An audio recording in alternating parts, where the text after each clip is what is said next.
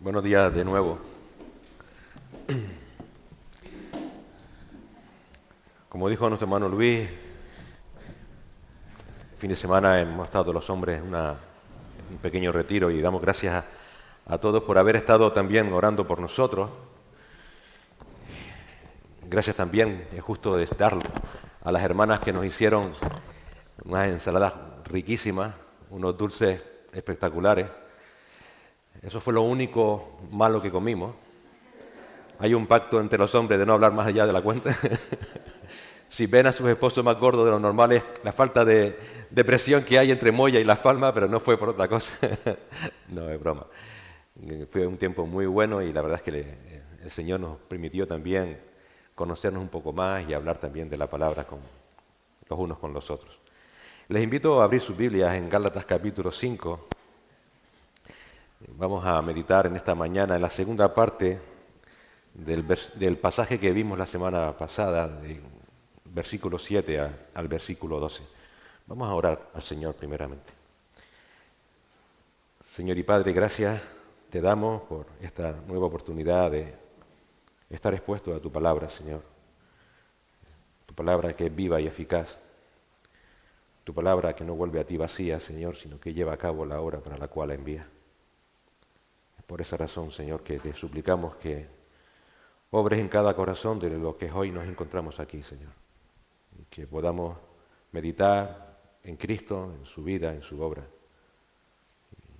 Y exaltar su nombre por esta salvación tan grande, Señor, que nos has regalado en Él. Te rogamos por las almas que nos acompañan, Señor, para que igualmente tú sigas mostrando tu gloria, trayendo salvación a sus vidas. Te lo rogamos en Cristo Jesús. Amén, Señor. Como dije, es la segunda parte de lo que vimos la semana pasada y que si no recuerdas, pusimos como título una percepción de seguridad peligrosa, una percepción de seguridad peligrosa. Vamos al texto, vamos a leerlo y ahora vemos lo que nos dice el Señor. Gálatas 5 del 7 al 12. Dice la palabra: Vosotros corríais bien, ¿quién os estorbó para no obedecer a la verdad? Esa persuasión no procede de aquel que os llama. Un poco de levadura leuda toda la masa. Yo confío respecto de vosotros en el Señor, que no pensaréis de otro modo, mas el que os perturba llevará la sentencia, quien quiera que sea. Y yo, hermanos, si aún predico la circuncisión, ¿por qué padezco persecución todavía? En tal caso se ha quitado el tropiezo de la cruz. Ojalá se mutilasen los que os perturban. La salvación solo es por la gracia del Señor. ¿Qué es la gracia? Un regalo que no mereces. Que no mereces. Si crees tú que Dios te merecía salvarte, estás muy equivocado. Lo que tú mereces por tu pecado, lo que todos merecemos por nuestro pecado es el infierno. Si hoy estás aquí y estás escuchando del Señor es porque el Señor está mostrándote misericordia. No porque tú mereces ni siquiera estar aquí sentado. Y esa salvación solamente es posible por lo que Jesucristo, Hijo de Dios, Dios hecho hombre, logró en aquella cruz del Calvario, que fue satisfacer la ira de Dios.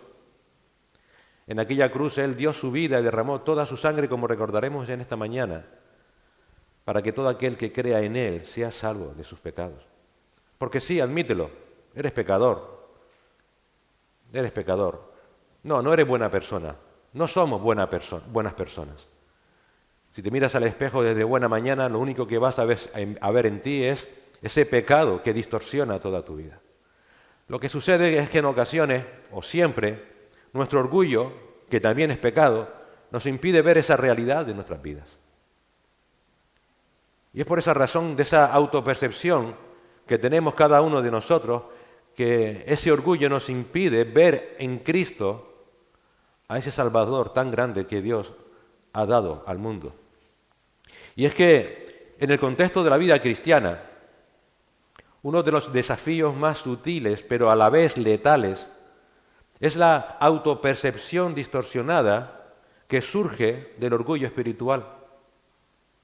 Podríamos decir que es un sentido de sobreestima espiritual. Esa sobreestima tiene mucho que ver con la autoestima espiritual que vimos la semana pasada, pero tiene una sutil diferencia. Mientras que la autoestima, por el lado positivo, tiene que ver con un sentido de autoevaluación excesivamente positiva de nuestras virtudes, de nuestros logros, en comparación con lo que puedan hacer otras personas. La sobreestima espiritual tiene que ver con creerse ser algo cuando en realidad se es nada. ¿Sabes lo que somos tú y yo? Nada. Nada. Pero la sobreestima espiritual nos dice, eres mucho, vales mucho, eres maravilloso, valioso. Obviamente esto es un engaño demoníaco. Y por esa razón, el tener esa sobreestima espiritual creyéndonos ser algo cuando somos nada es muy peligroso. Porque en el ámbito cristiano podemos llegar incluso a creer que tenemos una relación con Dios en base a mi valor, cuando no es así. Cuando llegamos a creer que por nuestra sobreestima espiritual hemos sido nosotros quienes por nuestras fuerzas y capacidades hemos logrado de alguna manera acercarnos a Dios, tener cierta relación con Dios, o incluso que Dios se haya apiadado de nosotros, estamos cayendo en esa sobreestima espiritual, porque hemos olvidado que somos nada, nada, que nacemos muertos en nuestros delitos y pecados, y que somos totalmente incapaces por nosotros mismos de acercarnos a Dios. Ni tú ni yo podemos acercarnos a Dios. Si hoy estás aquí sentado no es porque tú decidiste venir, sino porque Dios en su misericordia ha permitido que estés aquí hoy. Si Dios primero no se acerca a nosotros, nosotros nunca hubiéramos podido acercarnos a Dios. Nunca. Si Dios no toma la iniciativa, nosotros aún estaríamos muertos en nuestros delitos y pecados. Por esta razón, esa autopercepción orgullosa se convierte en un terrible arma en nuestra contra. Porque en ese momento, en el momento en que tú crees que has sido tú el que has logrado que Dios se apiade de ti, o que has sido tú el que se ha acercado a Dios y no Dios quien se acercó a ti, en ese momento estarás más lejos de Dios que nunca. Que nunca. Esa percepción orgullosa nos hace creer que hemos sido nosotros los artífices de tener una relación con Dios. Esa percepción orgullosa nos hace creer que nosotros valemos algo. ¿Y sabes qué? Que la palabra de Dios es clara y advierte sobre los peligros del orgullo. En Proverbios 16, 18 se señala que el orgullo precede a la caída. En Proverbios 18, 12 leemos, antes de la destrucción el corazón del hombre es orgulloso, pero a la gloria precede la humildad. En Proverbios 29, 23 leemos, el orgullo del hombre lo humillará, pero el de espíritu humilde obtendrá honores. Santiago dice en Santiago 4, 6, pero Él da mayor gracia. Por eso dice, Dios resiste a los soberbios, pero da gracia a los humildes. Si vienes aquí creyendo que eres tú quien se está acercando a Dios, que tú eres bueno y que Dios te debe a ti algo, Dios te va a resistir, te va a resistir. Estos pasajes y muchos otros debieran ser textos de cabecera de todo creyente para que en nuestro afán de tener una relación con Dios y querer agradarle, no terminemos cayendo en la trampa de creernos que nosotros hemos sido los promotores, los facilitadores de esta relación con Dios. En el caso de los Gálatas, esa situación ya se estaba dando. Los que confiaban en sus obras religiosas se consideraban los autores de esa relación con Dios. Que Dios les debía algo, porque ellos tomaron la decisión de seguirle. Que Dios les debía algo precisamente debido a que ellos eran religiosos que cumplían la ley. Por eso, como vimos la semana pasada, del versículo 7 al 9, Pablo nos advierte duramente que tengamos sumo cuidado con las obras religiosas para alcanzar el favor de Dios, sea para salvación o sea para santificación. Nunca nos olvidemos que somos susceptibles a dejarnos engañar por ellas, porque tenemos un corazón aún engañoso. No creas que a ti no te puede pasar. Recuerda que si te sucede, solo tú eres responsable delante de Dios por haberte dejado seducir por tus propias obras. Porque esa seducción de querer agradar a Dios por medio de tu vida, de tus obras, no proviene de Dios, sino que proviene de la carne, de tu carne y de Satanás. Nada podemos hacer para que Dios se apiade de nosotros. Si Dios se ha apiadado de nosotros es porque Dios es un Dios piadoso, amoroso, compasivo, justo. Nunca olvides que ninguna obra humana puede conseguir eso de parte de Dios. Y por tanto ninguna obra humana para justificarnos a nosotros mismos es inocente o intrascendente. Si se le tolera, si las toleras en tu vida, va a infectar toda tu vida espiritual, va a infectar la vida de la iglesia, va a infectar tu relación con Dios. Y a continuación el apóstol Pablo, de los versículos 10 al 12, Pablo sigue advirtiendo duramente contra esta presunción orgullosa, esa sobreestimación orgullosa de creernos que Dios nos debe algo, que Dios nos debe nuestra salvación y que nosotros la hemos ganado gracias a nuestro esfuerzo. Y así en el versículo 10, Pablo continúa esta sección de la carta a los Gálatas dándonos una doble certeza, la certeza acerca de la obra de Cristo y la certeza acerca de los que confían en sus obras. Dice el versículo 10, yo tengo confianza respecto a vosotros en el Señor, de que no optaréis por otro punto de vista, pero el que os perturba llevará su castigo quien quiera que sea. En otras palabras, tengo la certeza de que Cristo es quien les preservará a ustedes si realmente ustedes son de la fe. Pero igualmente tengo la certeza que los que se oponen a ese camino serán castigados. Pablo muestra aquí esas dos certezas. Por un lado, una es alentadora, muy alentadora. ¿Cuál es? De que Cristo es el encargado de guardarnos para vida eterna, no solamente de salvarnos. Fíjate, yo tengo confianza respecto a vosotros en el Señor, de que no optaréis por otro punto de vista. La confianza de Pablo era que los Gálatas, si habían sido salvos, iban a perseverar. Y si iban a perseverar no era por sus obras religiosas, sino porque Cristo los iba a preservar. Porque Cristo los iba a preservar. Todos aquellos que habían confiado solo en la gracia y en la fe de Jesucristo iban a ser preservados por el Señor.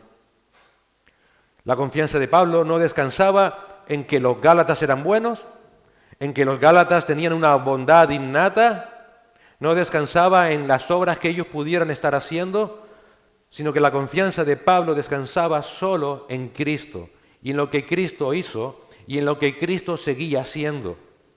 Descansaba confiadamente en que Cristo mantenía la relación con ellos. Yo tengo confianza respecto a vosotros en el Señor. En otras palabras, Pablo confiaba en la obra salvadora y preservadora del Señor. Que esa obra salvadora y preservadora del Señor iba a hacer que ellos no optaran por otro punto de vista, es decir, que ellos no se iban a desviar hacia otro evangelio, que seguirían firmes en la gracia y en la fe en Cristo, que iban a seguir firmes en el cuidado providencial de Cristo a favor de ellos. Hermano, nada en ti ha motivado a Dios a salvarte y nada en ti motiva a Dios para preservarte. Si tú perseveras, no es porque tus obras religiosas estén logrando el favor de Dios para que no te desvíes, sino que estás perseverando en esa salvación solo porque Cristo sigue sentado en su trono a la diestra del Padre, preservándote. Esa es la realidad. Solo estás perseverando porque Cristo te salvó y solo porque Él te preserva. Es solo su obra la que salva y es solo su obra la que hace que tú perseveres. Así que quítate de la cabeza cualquier presunción orgullosa de creer yo me estoy manteniendo firme en el Señor.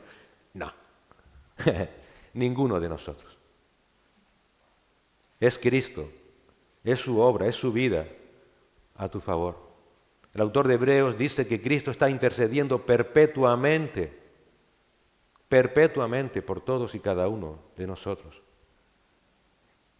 Por eso Pablo puede afirmar en Filipenses 1, del 3 al 6, que esa obra de Cristo que nos preserva continuará hasta el último día de tu vida.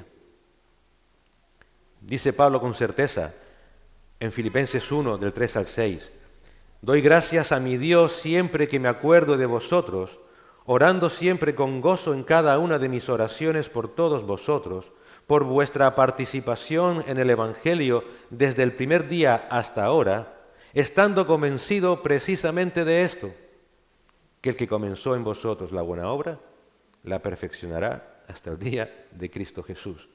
En otras palabras, tu perseverancia en cualquier aspecto de tu vida cristiana no es a causa de tus propósitos religiosos ni de tus fuerzas morales, sino solo a causa de la gracia poderosa de Dios actuando en ti a través de Cristo. Más adelante en Filipenses, en el capítulo 2, versículo 13, Pablo lo va a indicar quizás con más firmeza si cabe, al decir que Dios es el que produce en vosotros así el querer como el hacer por su buena voluntad. La confianza de Pablo descansaba en que quien comenzó en nosotros la buena obra, la perfeccionará, acrecentará, mantendrá, sustentará hasta el fin. Dios inició la obra de salvación en ti, porque la salvación es de Dios, y solamente Él la continuará hasta el día de Jesucristo. En esa salvación Dios te salva y te preserva, porque Él te predestinó para que llegues a ser hecho conforme a la imagen de su Hijo. Romanos 8:29. Porque a los que de antemano conoció, también los predestinó a ser hechos conforme a la imagen de su Hijo, para que Él, Jesucristo, sea el primogénito entre muchos hermanos. La conformación a Cristo, a su imagen, que es el propósito para el cual Dios te salvó, no tiene nada que ver con nuestras obras religiosas. Nada. Esa obra la lleva a cabo el Espíritu Santo en ti y en mí. Es el Espíritu Santo de Dios quien reproduce en tu vida la vida de Cristo, que es el propósito de nuestra salvación. ¿Y cómo sé yo que eso es así? Pablo lo dirá más adelante en Gálatas 5, 22 y 23. Porque esa vida de Cristo en ti se manifestará por medio del fruto del Espíritu. Mas el fruto del Espíritu es amor, gozo, paz, paciencia, benignidad, bondad, fidelidad, mansedumbre, dominio propio. Contra tales cosas no hay obras religiosas, no hay ley. Ese fruto y no tus obras religiosas es lo que manifestará que Dios está conformando en ti la vida de su Hijo Jesucristo. Es lo que manifestará que Cristo te está preservando. Si tú haces multitud de cosas en la iglesia y no muestras ese amor, ese gozo, esa paz, esa paciencia, esa benignidad, esa bondad, esa fidelidad, esa mansedumbre, ese dominio propio, plantéate si realmente el Señor te está preservando. Ese fruto del Espíritu Santo, Dios lo va perfeccionando cada día mientras vivimos en las obras piadosas que Él preparó de antemano. Pablo dirá en Efesios 2:10, porque somos hechura suya, creados en Cristo Jesús para buenas obras. Es decir, las obras piadosas que muestren el carácter de Cristo, las cuales Dios preparó de antemano para que anduviésemos en ellas. No son nuestras obras religiosas lo que nos salva, no son nuestras obras religiosas las que nos hace perseverar, sino que es andar en esas buenas obras que Dios preparó de antemano para que el fruto del Espíritu se manifieste en nosotros.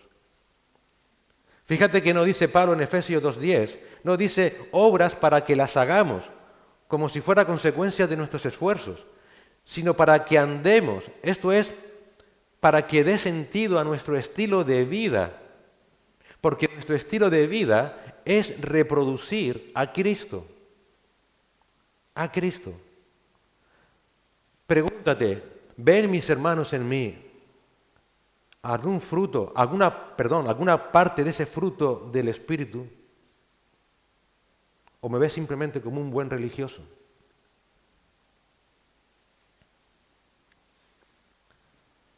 La vida de un creyente debe manifestar a Cristo, con el mismo carácter de Cristo. El único fin de las obras que Dios preparó de antemano no es lograr nuestra salvación, sino perfeccionar en nosotros, que ya somos salvos por la gracia del Señor, la imagen del carácter de Cristo. Pregúntate, ¿estás imitando a Cristo? ¿Estás imitando a Cristo? Hermanos, los creyentes hemos sido salvados por Dios y ahora somos guardados por el poder de Dios y perseveraremos en una vida piadosa por la acción de Dios hasta el día de Jesucristo. Hasta ese día, todos los que descansemos para nuestra salvación y santificación solo en la fe en Cristo, viviremos para mostrar el carácter de Cristo. Y ese mostrar ese carácter de Cristo es lo que va a evidenciar que estamos siendo guardados por el Señor. Y es lo que evidenciará que realmente el destino eterno que nos espera es la gloria por la misericordia del Señor. Porque estaremos viviendo a Cristo. Pero fíjate que el apóstol Pablo, por otro lado, también tiene otra certeza, esta ya no tan alentadora. La otra certeza es que el que os perturba llevará su castigo, quien quiera que sea. En otras palabras, Pablo estaba igualmente convencido, plenamente convencido, que aquellos judaizantes que promovían entre los gálatas las obras religiosas para lograr el favor de Dios no iban a escapar del juicio de Dios. Esta es la terrible paradoja de las obras religiosas humanas. Buscan el favor de Dios, pero encontrarán el juicio de Dios. Hermanos, no hay salvación posible para los que se empeñan en lograr el favor de Dios por medio de obras religiosas humanas. Y mucho menos que se empeñan en que otros también lo hagan. Hermanos, si realmente has tenido acceso a la verdad de Dios, de que la salvación solo es por gracia y por medio de la sola fe en Jesucristo, pero te encuentras viviendo confiadamente en tus obras religiosas, arrepiéntete. Arrepiéntete.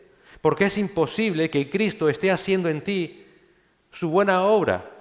Esa voz de tu corazón que te llama a hacer buenas obras religiosas para alcanzar el favor de Dios, no es la voz de Cristo. No es la voz del buen pastor. Él nos llama a los que se creen capaces y capacitados para agradar a Dios. Él llama a los que están cansados y cargados de sus pecados.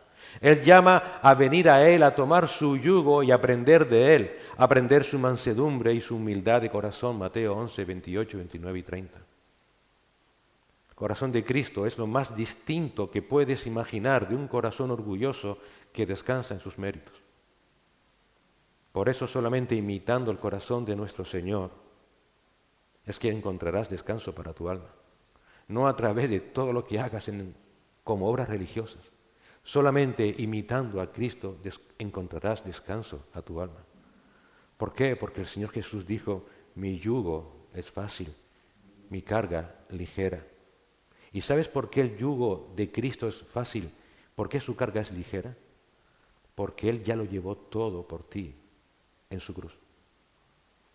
Si aún te empeñas en seguir queriendo agradar a Dios por tus obras religiosas humanas, sin rendirte a sus pies, si te empeñas en que otros hagan lo mismo y enseñas una doctrina distorsionada al respecto, entonces no te engañes. Nunca has sido salvo. Sí, quizás hayas sabido muchas doctrinas. Sí, quizás hayas conocido muchas verdades de la Biblia, pero no has sido regenerado. Mira, nadie que enseñe, que siga empecinado en vivir en falsedades autojustificadoras, nadie será exonerado en el juicio de Dios. Fíjate que Pablo sigue diciendo, sino que llevará su castigo quien quiera que sea. Dará igual cuánta reputación o estatura espiritual hayas tenido en la iglesia. Da igual cuántas de tus obras hayan sido reconocidas por los hombres. Da igual cuántas veces te hayan alabado o te hayan dado premios o placas de conmemoración o de recuerdo, de gratitud por todas tus obras. Da igual quién hayas sido en esta vida. Si sigues confiando en tus obras para salvación, solo te espera el castigo de Dios. Solo te espera el castigo de Dios. No serás perdonado en ese último día. Y quiero que entiendas que cuando dice Pablo llevará la sentencia, él quiere transmitir una fuerza al sentido que está dando. Su conclusión es una conclusión enfática. Es como diciendo, no quiero que te vayas de aquí olvidando esta realidad. Si te vas para tu casa creyendo que son tus obras lo que consigue tu salvación, lo que consigue que Dios se apiade de ti, lo que consigue que tú perseveres, solo te espera el juicio. Mira lo que dice Pablo en Gálatas 6:7.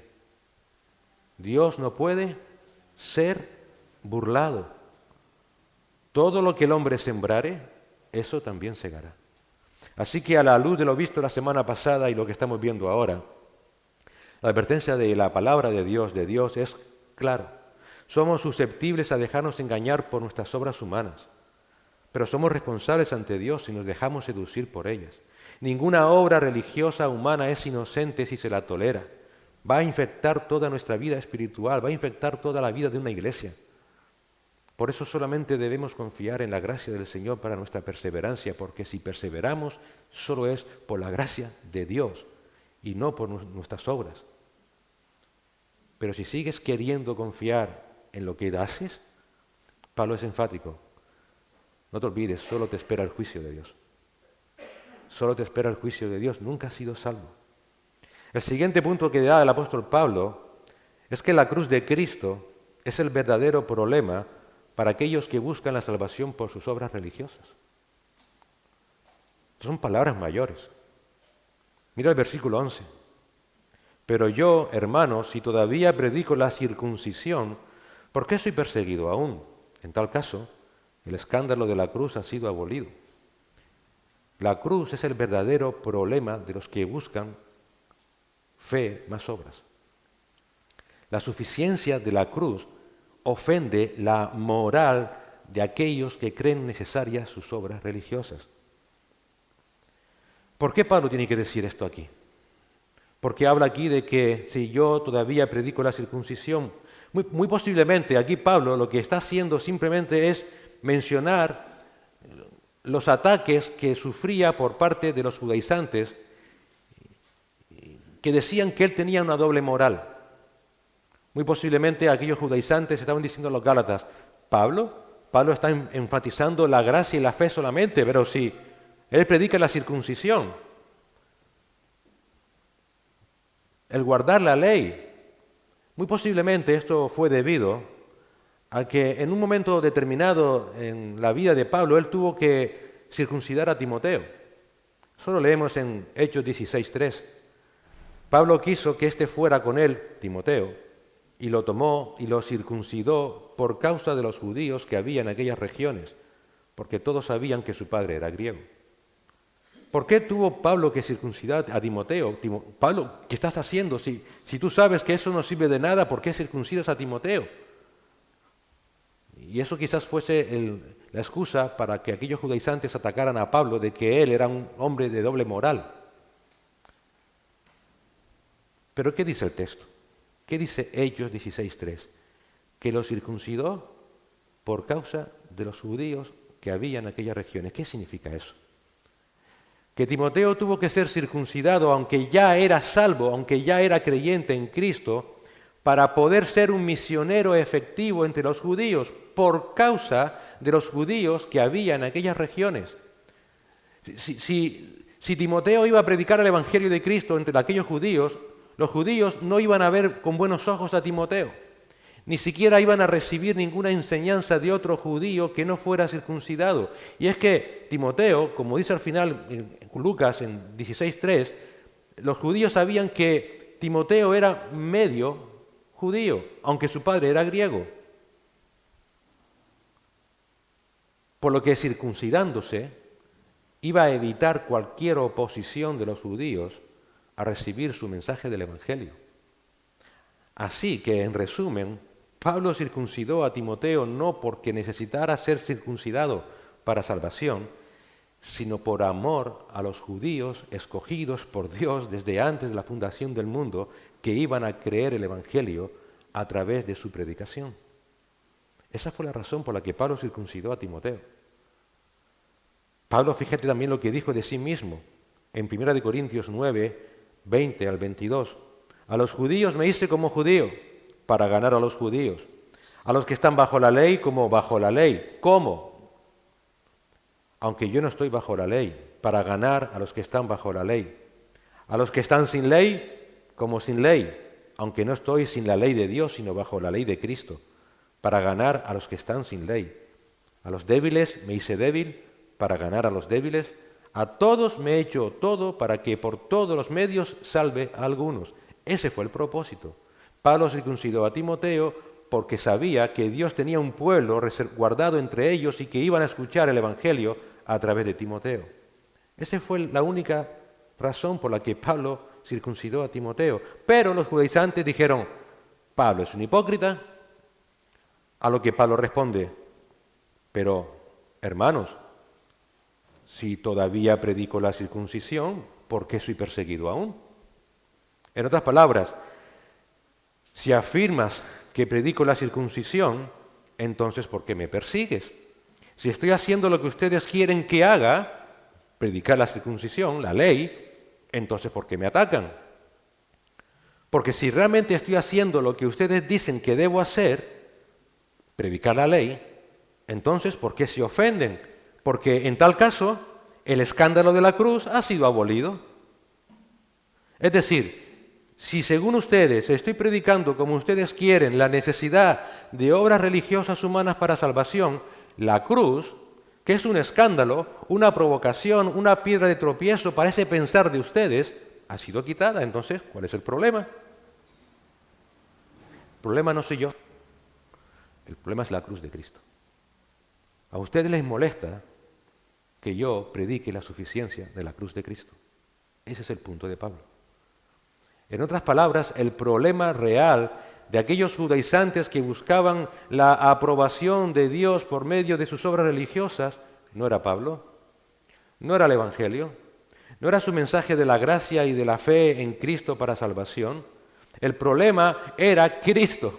El problema era la salvación lograda por el Señor.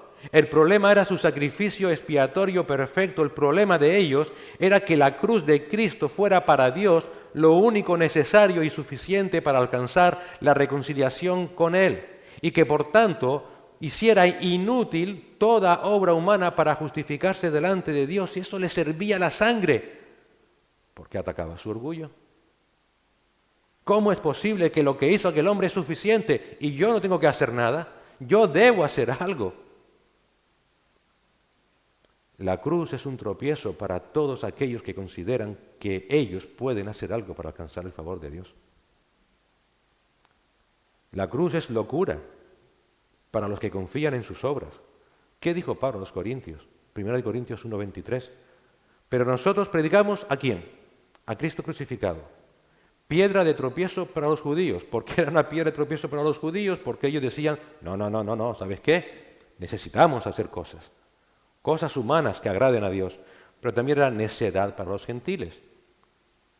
Los gentiles, los griegos, sobre todo, mayormente, buscaban sabiduría humana.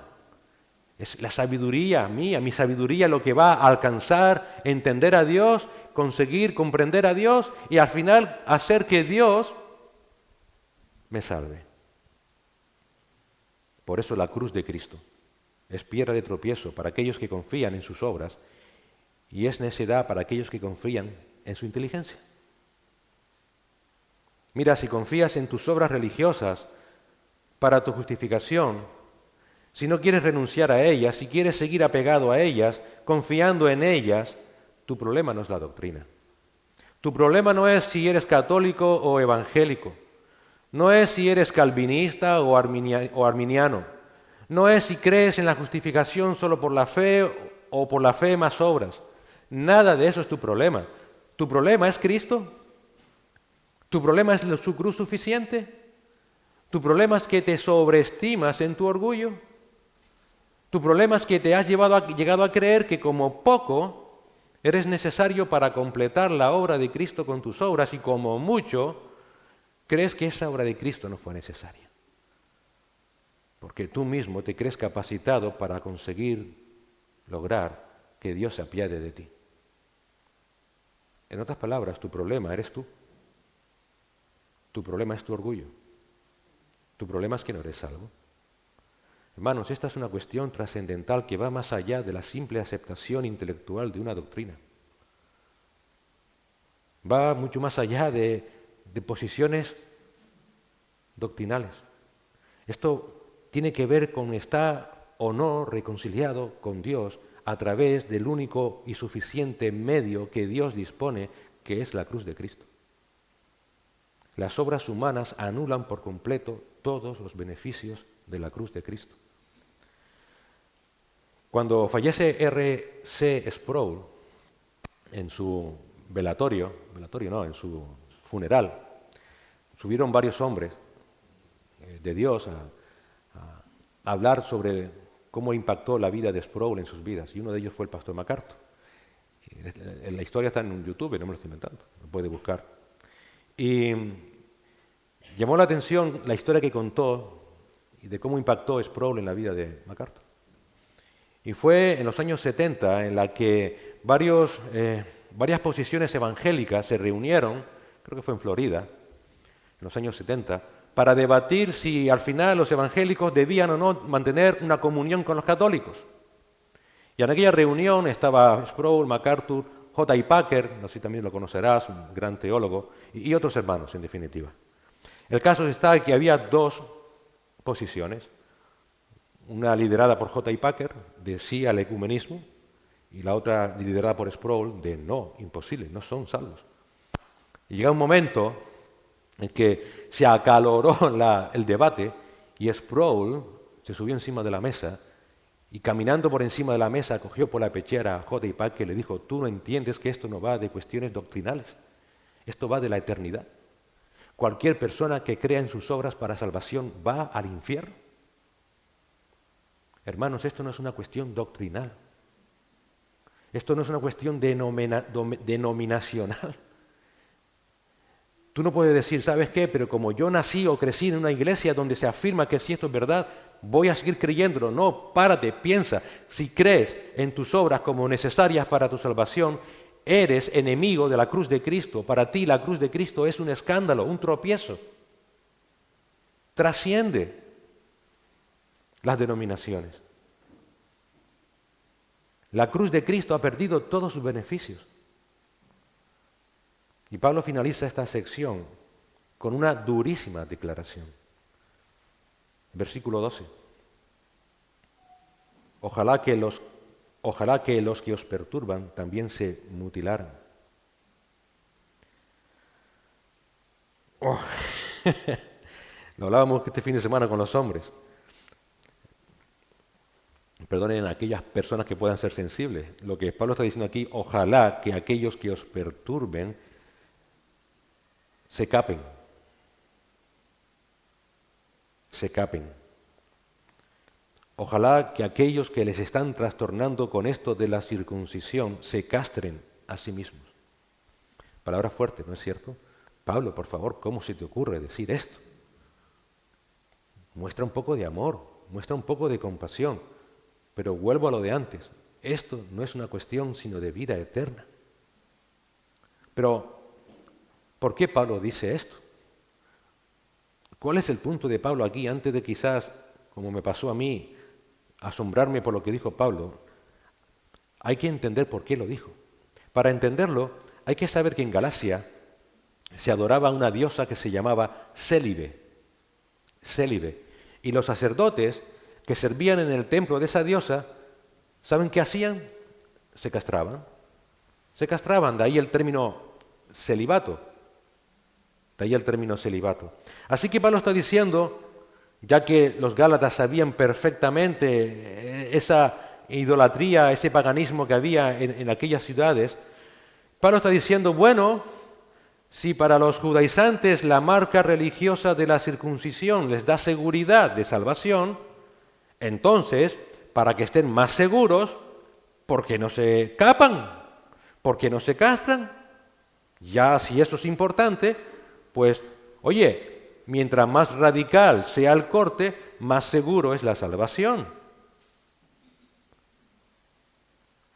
Es como decir, Pablo, ¿qué diferencia hay entre una práctica y la otra? Si es necesario, pues haz lo otro, que es más seguro, porque es más radical. Si al final no hay diferencia entre una cosa y la otra, y la salvación tiene que ver con una señal en el cuerpo, hazlo. Si al final se necesita hacerse una marca en el cuerpo para agradar a Dios, ¿qué diferencia tienen ellos con los sacerdotes paganos de aquella diosa célibe? Así que lo que Pablo está diciendo aquí, ¿de qué sirve las obras religiosas? ¿De qué sirve, en el caso de los judaizantes, la circuncisión? ¿Qué diferencia hay entre ellos y los sacerdotes paganos? Ninguno. Siguen siendo paganos. Ambos son paganos, porque la circuncisión no tiene ningún valor religioso delante de Dios. No es otra cosa que un acto de paganismo más. ¿Tú sabes de qué sirve tus obras religiosas para alcanzar el favor de Dios? No solamente para nada, es un acto de paganismo más. Ese es el punto de Pablo. Eres un pagano más. Estás adorando a un Dios que no conoces. Estás adorando a un Jesús que no es el Jesús de la Biblia. Tú lo habrás creado a tu imagen y semejanza. Y irás engañado en tu corazón creyendo, estoy adorando a Jesús, soy salvo, cuando realmente estás yendo al infierno porque no eres sino un pagano más. Esto te muestra lo extrema que es cualquier desviación del Evangelio de la gracia. Pablo tuvo que ser duro porque no estamos hablando de cualquier cosa. La aceptación de cualquier obra religiosa humana como medio para alcanzar el agrado de Dios para salvación o para santificación no es otra cosa que paganismo. Si aceptas esa enseñanza, eres un pagano en toda regla. No hay diferencia entre tú y el resto de paganos de todas las otras religiones del mundo. Ese es el punto de esta dura frase de Pablo. Por eso, antes de criticar a Pablo por esta frase, Pablo podía usar otro ejemplo, ser más cuidadoso. Antes de criticar a Pablo, nos debiéramos más bien pensar, decirnos a nosotros mismos, qué vergüenza a nosotros que con nuestro deseo de alcanzar nuestra justicia por nuestras obras, estamos manchando la sangre de Cristo, la pureza del Evangelio de nuestro amado Señor Jesucristo. En vez de criticar a Pablo, critícate a ti. Cuando hay alguna obra que tú crees que es bienvenida delante de Dios, estás manchando la pureza del Evangelio de nuestro amado Señor Jesucristo. Qué vergüenza para nosotros que con nuestras buenas intenciones, no voy a decir nunca que haya malas, llamamos hermanos a todo aquel que se autodenomine cristiano, pero que también están manchando la obra perfecta de Cristo con sus obras de justicia. Y que están arrastrando a millones al fango de la ignominia, al infierno eterno. Un pastor y comentarista dijo, tristemente, hoy día, las mejillas de los cristianos han perdido la capacidad de enardecerse con justa indignación por ese falso evangelio. Hermanos, tengamos sumo cuidado con las obras religiosas humanas para alcanzar el favor de Dios, sea para salvación o sea para santificación. No olvidemos que somos susceptibles a sobreestimarnos, a creernos que somos necesarios, que Dios se apiadó de nosotros porque nosotros tuvimos la iniciativa de buscarle. No. La justificación, así como nuestra santificación, nuestra perseverancia delante de Dios, solo es posible si ponemos toda nuestra confianza en Cristo. Y solo en Cristo. Y no en nuestras obras religiosas. No en nuestros conocimientos de teología. No en nuestras declaraciones de fe. No en nuestra fidelidad a nuestra denominación. No en nuestra afirmación de la doctrina de la gracia cuyo objeto es Cristo. El diablo conoce estas doctrinas y él es el diablo.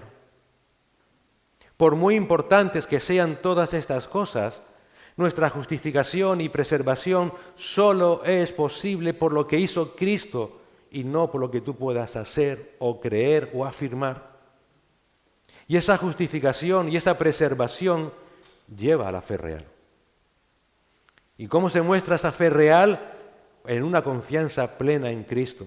¿Y cómo sé yo que estoy confiando plenamente en Cristo? Porque vivo esa fe mostrando el fruto del Espíritu.